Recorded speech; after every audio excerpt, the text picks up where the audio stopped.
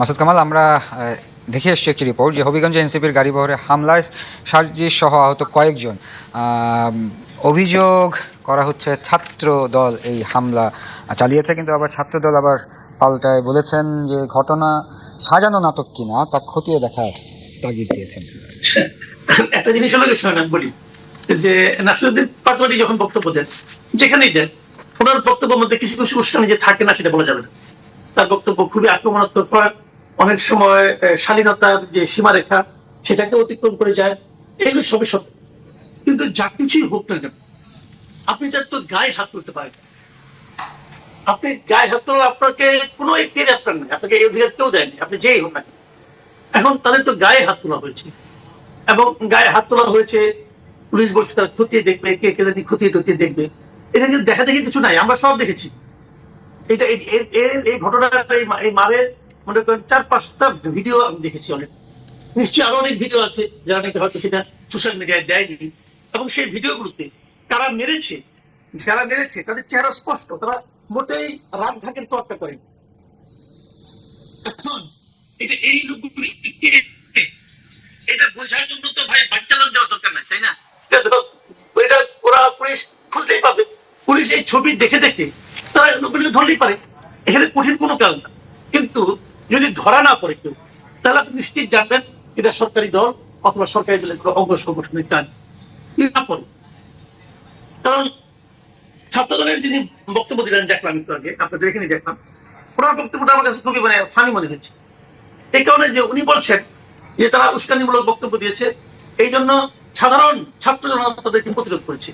জি, আমাদের একটি বিরতির সময় আছে, আমরা বিরতি থেকে ফিরে এসে আলোচনা করছি। প্রিয় দর্শক, সংবাদ সম্প্রসারণের একটি বিরতির সময় আছে, সঙ্গেই থাকুন। বিরতির আবারও স্বাগত সংবাদ সম্প্রসারণে। আমাদের সাথে অনলাইনে যুক্ত আছেন মাসুদ কামাল এবং জহিরুল আলম। ফিরছে আলোচনায় জহিরুল আলম। আমরা বিরতির আগে মাসুদ কামালের সাথে কথা বলছিলাম যে এনসিপির গাড়িবহরে যে হামলা হয়েছে সেখানে এনসিপি থেকে অভিযোগ ছাত্রদলের দিকে, এবং ছাত্রদল বলছে যে সাজানো নাটক কিনা সেটা একটু খতিয়ে দেখার। মাসুদ কামাল বলছিলেন যাই হোক, গায়ে হাত তোলা কোনোভাবে উচিত হয়নি, এবং ভিডিও ফুটেজে আসলে খুব ক্লিনভাবে দেখা যাচ্ছে যে চেহারাগুলো এখানে ছিলেন। আপনার মন্তব্য একটু শুনতে চাই জহিরুল আলম।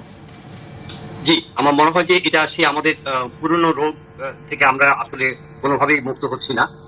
রাজনৈতিক বিরোধ এবং সেখানে সহিংসতা, হামলা পাল্টা হামলা, এই বিষয়গুলো কিন্তু ঘুরে ফিরে আসছে।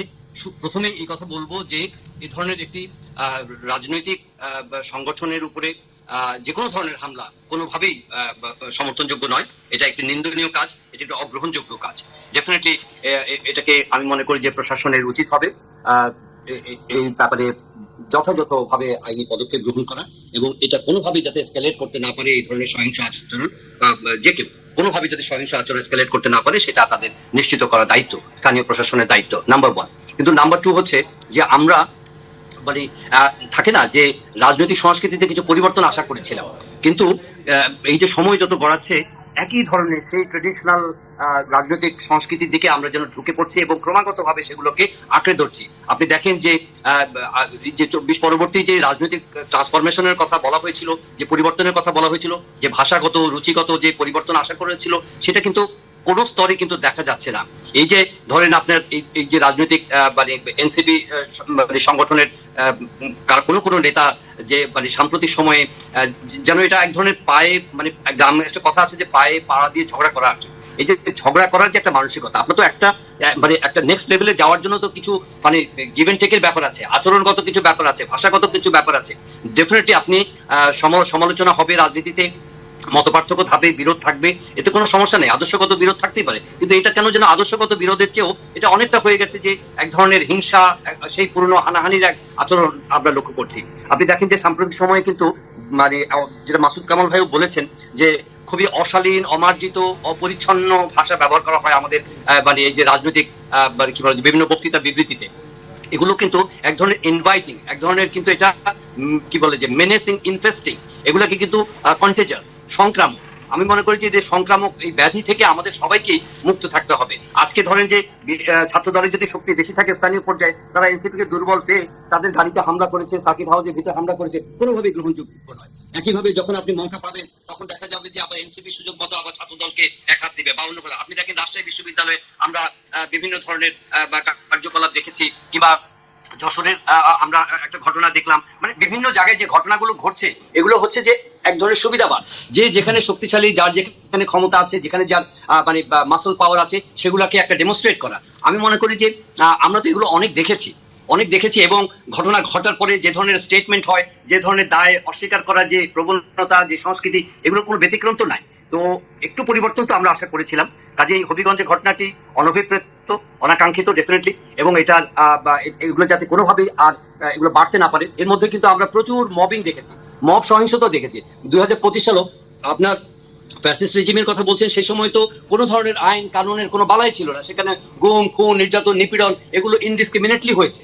কিন্তু তারপরে তো এগুলো এক ধরনের কি বল যে নিয়ন্ত্রণে আসবার কথা, সেগুলোর মধ্যে তো এক ধরনের কালচারাল একটা পরিবর্তন আসার কথা। কিন্তু এরপরে কেন মব হবে, এরপরে কেন আপনার মানে বিচার বহির্ভূত অ্যাক্টিভিটি হবে? আমরা এটা তো আশা করি না। রাজনৈতিক সহিংসতার মৃত্যু তো আমরা আশা করি না, এই ধরনের আহত হওয়ার কাহিনী তো আমরা আশা করি না। আপনি দেখেন যে এখন এনসিপি নেতারা তারা একটা সেন্ট্রাল লিডার, তারা যেভাবে শারীরিকভাবে অপদস্থ হয়েছে, আহত হয়েছে, এটাও কিন্তু দুঃখজনক। কাজে আমার মনে হয় যে একটা দায়িত্ব আছে, রুলিং পার্টির একটা দায়িত্ব আছে, এবং তারা সেখানে সংযম এবং ধৈর্যের পরিচয় দিবে। তাদের ছাত্র সংগঠনগুলোকে নিশ্চয়ই তাদেরকে সেই ধরনের নিয়ন্ত্রণে রাখবে, এবং স্থানীয় প্রশাসন যারা নিরপেক্ষভাবে কাজ করবার কথা, সেগুলো যদি তারা ডেমনস্ট্রেট করতে না পারেন, তাহলে ডেফিনেটলি এটা আইন শৃঙ্খলা পরিস্থিতির উপর একটা নেতিবাচক প্রভাব ফেলবে। আমরা কোনোভাবেই মানে আগামী দিনে এগুলো মানে এসকেলেট হওয়ার মতো, ট্রিগার হওয়ার মতো কোনো উপাদান কিন্তু আশা করছি না রাজনীতিতে।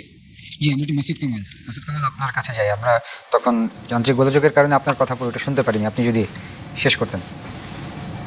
ও, আমি কি করে বুঝবো যে থেকে কোন অংশটুকু শুনতে পাইনি? যাই হোক, আমি তাহলে আবার রিপিট করি। জি, আমার কথা যেটা ছিল সেটা হলো, যারাই এই কাজগুলি করে থাকুক, আমি শুনেছি যে ছাত্র দলের একজন নেতা বলছে যে তারা অনেক আপত্তিকর মন্তব্য করেছে এই আপনার এনসিপি লিডাররা, এই জন্য ছাত্র জনতাই তাদের প্রতিহত করেছে। এটা যদি হয়, ছাত্র জনতা যদি প্রতিহত করে, তবুও যারা প্রহার করেছে, যাদের ছবি আমরা দেখেছি, তারা যদি ছাত্র জনতা হয় অথবা ছাত্র দল হয় অথবা যে কোনো দলই হোক, ওকে প্রহার করার অধিকার রাষ্ট্র কাউকে দেয়নি। কাজে যিনি প্রহার করে থাকেন তাকেই বিচারের আওতায় আনতে হবে। কারণ গায়ে হাত তুলতে পারেন না আপনি। যদি কেউ অশ্লীল কথাবার্তা বলে এবং তার মাধ্যমে যদি সামাজিক কোনো ক্ষতি হয়ে থাকে, যদি কাউকে আক্রমণ করে, যদি তাদের মানহানি হয়ে থাকে, তার দেশে আইন আছে, প্রচলিত আইনে তার উপর মামলা করতে পারেন, কিন্তু তার গায়ে আপনি হাত তুলতে পারেন না। কাজে প্রথমত কাজ হলো যে ওরা কি বলেছে সেটা পরে আমরা দেখবো, আগে হলো গায়ে হাত তুললো কারা, এদেরকে বিচারের আওতায় না আনতে পারে। আমাদের এই বর্তমান সরকার প্রধান যে আইনের সঙ্গে কথা বলেন, সেটা কিন্তু সম্পূর্ণভাবে ধ্বংস হয়ে যাবে। আইনের শাসন কিন্তু কায়েম হবে না যতক্ষণ পর্যন্ত নাকি আপনি এই হামলাকারীদের বিচারের আওতায় না আনতে পারবেন। হামলাকারীদের বিচারের আওতায় আনেন, যদি বিচারে প্রমাণ হয় যে হামলা করানো জরুরি ছিল, ভালো কথা, তারা সসম্মানে মুক্তি পাবে। আর যদি প্রমাণিত হয় যে না, হামলা করা ঠিক হয়নি, তাহলে আপনি ছাত্র জনতা হন আর বিএনপি হন, আপনাকে সেই অপরাধের সাজা ভোগ করতে হবে। এটা যদি সরকার নিশ্চিত করতে না পারে, আমি মনে করবো যে সরকারের একটা প্রাথমিক পরাজয়। এটা কিন্তু চলতে থাকবে। আজকে যদি এটাকে নিয়ে যদি আপনি আলোচনায় আনতে পারেন, এটা যদি বিচার করতে না পারেন, আগামীকালকে দেখবেন দেশের অনেক জায়গায় এই একই ধরনের অঘটন কিন্তু ঘটতেই থাকবে। এবং মাসুদ কামাল, জামায়াতের পক্ষ থেকে আজকে অভিযোগ করেছে যে সরকারি প্রতিষ্ঠান দলীয়করণে নেমেছে বিএনপি। এই অভিযোগ আমার বিবেচনায় সত্য। আমি এই অভিযোগকে মনে করি যে সরকার এই ধরনের কাজ করছে। দেখেন, আমরা এই জামাত যে প্রসঙ্গে বলেছি, ইলেকশন কমিশনে একজন এডিশনাল সেক্রেটারি নিয়োগ করা হয়েছে, যে নাকি বিএনপি নির্বাচন পরিচালনার সঙ্গে জড়িত ছিলেন। এছাড়া 12টা পদে, মানে ওনাকে সহ 12টা পদে, 12টা সরকারি বিভিন্ন সংস্থা, কর্পোরেশন, যেমন তাঁত বোর্ড, চিনি ও খাদ্য শিল্প, তবে ইস্পাত প্রকৌশল, এই ধর 12টা প্রতিষ্ঠানে যাদেরকে নিয়োগ দেওয়া হয়েছে, এরা সবাই মানে নিয়োগ মানে এদের বিভিন্ন মানে নির্বাহী প্রধানের যে পদ, চেয়ারম্যান অথবা এমডি, এরকম বিআইডব্লিউটিসি, এইগুলিতে যাদের নিয়োগ দেওয়া হয়েছে, এরা সবাই হয় বিএনপি করেন, নয় ছাত্র দল করেন, নয় যুব দল করেন, অথবা করতেন। সবারই এরকম দলীয় পদ আছে। এই পদগুলি এইগুলি আসলে চোখে লাগে। এটা আমি মনে করি গভর্নমেন্ট ঠিক করেনি কাজটা। এবং এর আগে আমরা দেখেছি যে গভর্নমেন্ট জেলা পরিষদগুলিতে প্রশাসক নিয়োগ করেছে একান্ত দলীয় লোকগুলিকে। এর বাইরে সকল সিটি কর্পোরেশনে প্রশাসক নিয়োগ করেছে, সেগুলিও দলীয় বিবেচনা। এগুলি করে সরকার আসলে ভালো করেনি। দেখেন, আমি একটা কথা বলি, অন্যগুলি আমি না বললাম, তাহলে একটা কথাই বলছি, সিটি কর্পোরেশনে যাদেরকে প্রশাসক নিয়োগ করা হয়েছে, তাদেরকে নিশ্চয়ই এই সিটি কর্পোরেশনের নির্বাচনের সময় প্রার্থী করা হবে, এবং প্রশাসক করার কারণে তাদের প্রত্যেকের ভোট আসলে কমবে। এটা এই সিদ্ধান্তগুলি সরকারের ছিল আত্মঘাত। সরকার জনগণের কাছে কি জবাব দিবে? ওনারা যখন বলেন যে এই কাজগুলো তো আওয়ামী লীগ করতো, তাই না? তাহলে আওয়ামী লীগের সঙ্গে আপনার পার্থক্যটা কি থাকে? এটা ঠিক করেন। এই যে জামাত আজকে বলতেছে এই যে মেধা নয়, দলীয় পদটাই হলো গিয়ে সবচেয়ে বড় যোগ্যতা। জামাতকে এই কথাটা বলে চান্স পাইতো যদি এই কাজটা না করতো, এবং এই যে জামাতকে বলতে দিচ্ছে, এই কথাগুলো যারা শুনছে তারা তো মিলিয়ে নিচ্ছে এবং মিলে যাচ্ছে। তো এটা বিএনপি বাড়তি সুবিধাটা দিল, এটা আমি বুঝতে পারলাম। ওনার এই 12 জন 15 জন 20 জন লোককে উনি সুবিধা দিতে যে পুরো দলটাকে কিন্তু জাতির সামনে ওনারা কিন্তু প্রশ্নের মুখে উঠাই দিলেন। এই কাজটা বিএনপির কাছ থেকে আমি এই মুহূর্তে আওয়ামী লীগের বিধায়ক পদ, যে অপবাদের কারণে, যে অন্যায়ের কারণে আওয়ামী লীগের বিধায়ক নিতে হয়েছে, সেই কাজ যদি বিএনপি আবার নিজেরাও করে, তাহলে আমরা কি পেলাম ভাই? আমরা তো মেধার কথা বলেছিলাম বারবার, মেধার পরিবর্তে আগে আসলো কোটা, এখন কোটা। আগে ছিল ওই বিভিন্ন রকম অন্য নামে কোটা, এখন দলীয় কোটা। তো একই তো কথা। তাহলে তারা কি আরেকটা আন্দোলন চায়? আমি বিএনপি ভাবছে কোথায় আমাদের তো কিছু হবে না এখন ভাই, এখন হবে না, কালকে হবে, কাল না হলে পরশু হবে।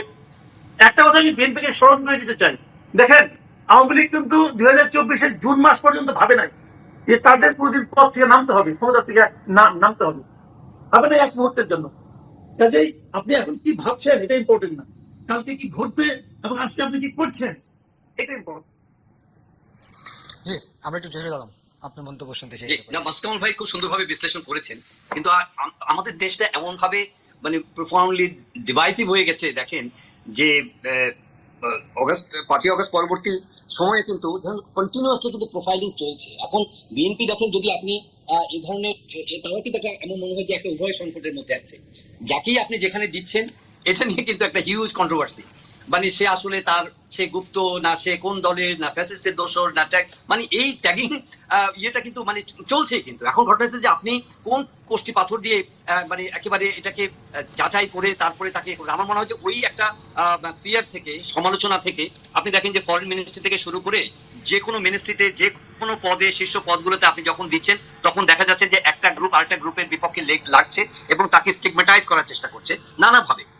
তার অতীত, বর্তমান, ভবিষ্যৎ সবকিছু মিলিয়ে তাকে কিন্তু একটা ভীষণ রকম একটা স্ক্রুটনির মধ্যে পড়তে হচ্ছে এবং এগুলো ইভেন্চুয়ালি সরকারের কাঁধেই যাচ্ছে। আমার মনে হয় যে এটাও একটা সরকারের জন্য খুব, মানে এত বছর পরে একটা দীর্ঘ স্বৈর শাসন একটা যাতাকল থেকে যখন বেরিয়ে আসার পরে সিস্টেমটাকে মানে আপনার একটু করা, মানে একটাকে রেকটিফাই করা, এটা কিন্তু আসলে কঠিন ব্যাপার।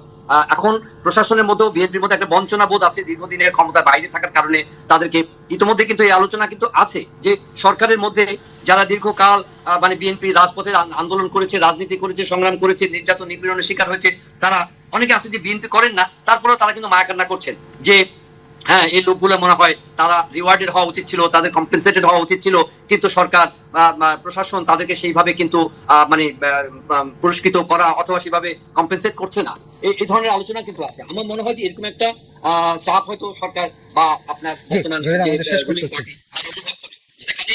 এটা একটা উভয় সংকট। কিন্তু মাসুদ কামাল ভাইয়ের সঙ্গে আমি একমত, এমন ভাবে যেহেতু আমরা পূর্ববর্তী শাসনের কঠোর সমালোচক, তাদের সেই সিস্টেম থেকে আমরা বেরিয়ে আসতে চাই, সুতরাং এখানে আমাদের কিছু গুড এক্সাম্পলস তৈরি করতে হবে যেটার থেকে আমরা ভবিষ্যৎ বিনির্মাণ করতে পারি। এবং আমাদের বর্তমান সরকার প্রধানের যে কার্যকলাপ, তার যে প্রতিশ্রুতি, তার যে স্টেপস, সেগুলোর ব্যাপারে অনেক মানুষই কিন্তু আশাবাদী, তার পার্সোনাল অ্যাপ্রুভাল রেট নিয়ে কিন্তু অনেকেই অপটিমিস্টিক। সুতরাং ওই জায়গাতে কিন্তু আমরা ভরসা রাখতে চাই যে সরকার এমনভাবে পরিচালিত হবে যেটা উনি বলছেন যে দল মত নির্বিশেষে সকল মানুষের প্রতিনিধিত্ব থাকবে এবং এফিসিয়েন্ট প্রশাসন পাবো।